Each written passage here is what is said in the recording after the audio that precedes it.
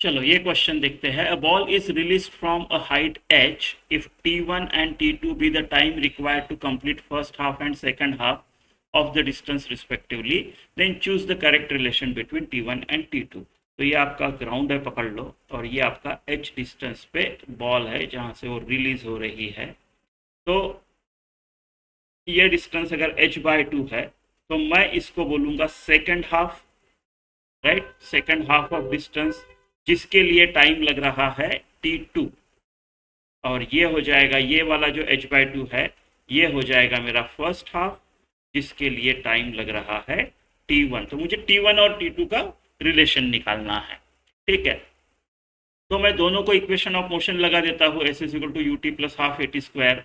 तो जो पहला वाला मोशन है, let's call this first half, this second half. तो पहला वाला के लिए जब मोशन लगाऊंगा तब क्या आएगा, h/2, डिस्प्लेसमेंट नीचे का पॉजिटिव, राइट, सब कुछ नीचे ही है। तो u तो ज़ीरो है यहाँ का, राइट, रिलीज्ड, तो u ज़ीरो है यहाँ पे, राइट। u1 पकड़ लो, पहली मोशन का u1 ज़ीरो है, तो हाफ g t1 का स्क्वायर ऐसे आ जाएगा मेरा। तो मेरा t1 जो है, t1 का स्क्वायर आ जाएगा h/g, और t1 जो आ जाएगा वो आ जाएगा √h/g। ये t1 आ गया मेरा। ठीक है, अभी सेकंड के लिए लगाऊंगा। मान लो यहाँ पे मेरा u2 इनिशियल है और ये v2, अभी ज़रूरत नहीं उसकी, पर ठीक है, h/2 सेम डिस्टेंस कवर कर रहे हैं हम। इस बार u2, t2 is the time taken, ठीक है, प्लस हाफ जी t2 का स्क्वायर, ये हो गया मेरा दूसरा। ठीक है, u2 निकाल लेते हैं। तो u2 क्या आएगा यहाँ पे, ये पहला वाला मोशन का फाइनल वेलोसिटी यानी u2 हो गया, राइट। तो u2 पहले वाले मोशन का, right, v is equal to u plus g t t1, right. So u2 जो है वो gt1 है, g इंटू √h/g अगर पकड़ लेता हूँ मैं तो √hg ये आ जाएगा। g को मैं √g इंटू √g लिख सकता हूँ, एक √g कैंसिल, √hg लिख सकता हूँ, राइट। तो मेरा u2 √hg है, और ये t2 plus half g t2 का स्क्वायर। इसको सॉल्व करना पड़ेगा, वो क्वाड्रेटिक फॉर्मूला लगाना पड़ेगा, है ना। और t1 तो मिल गया अपने को, ऐसा ही t2 निकालना पड़ेगा।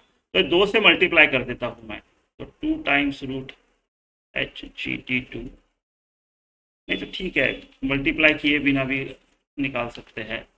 तो मुझे क्वाड्रेटिक फॉर्मूला लगाना है। अगर मेरा a x square plus b x plus c है, ऐसी इक्वेशन है, तो x की वैल्यू क्या होती है, -b plus minus b square minus 4ac divided by 2a। ये फॉर्मूला लगाऊंगा मैं।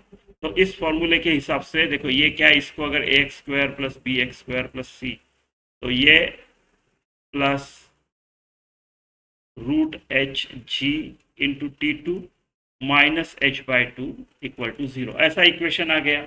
अब इसके रूट निकालते हैं। So half g t2 square, half g t2 का square plus √hg t2 minus h/2 equal to 0, ऐसे ही है ना। ऐसे ही है।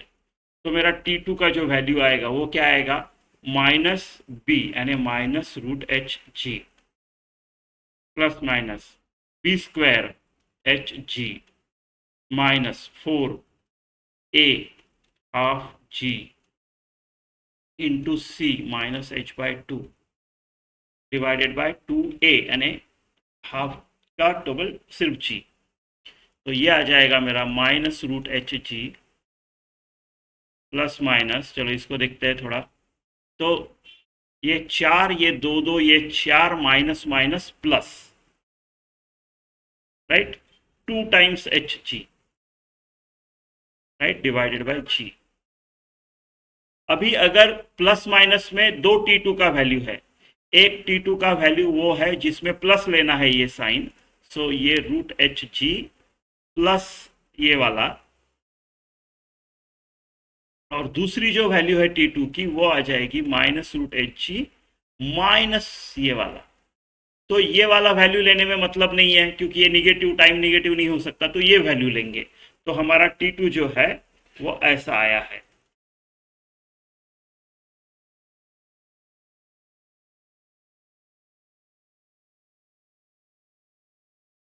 इसको मैं रूट जी इंटू रूट जी लिख सकता हूँ, जी को, राइट। तो अभी ये जी को अगर मैं रूट जी से डिवाइड कर देता हूँ इसको, राइट, तो एक उड़ जाएगा, तो ये माइनस एच अपॉन जी आएगा, right. This is root h into root g divided by root g into root g, ये गया, तो ये ऐसा आ जाएगा, लिख सकते इसको ऐसा। सिमिलरली ये भी सेम, लेकिन इस बार ये इंटू टू है, तो मैं इसको सेपरेटली रूट टू भी लिख सकता हूं, ऐसा, राइट। तो अभी रूट एच बाई जी अगर मैं कॉमन निकालूं तो मेरे पास रूट टू माइनस वन आ जाता है। एच बाई जी क्या है, आपका टी वन है, यानी आपका t two is nothing but root two minus one into t one. ये आपका रिलेशन होना चाहिए, है ना, डी ऑप्शन।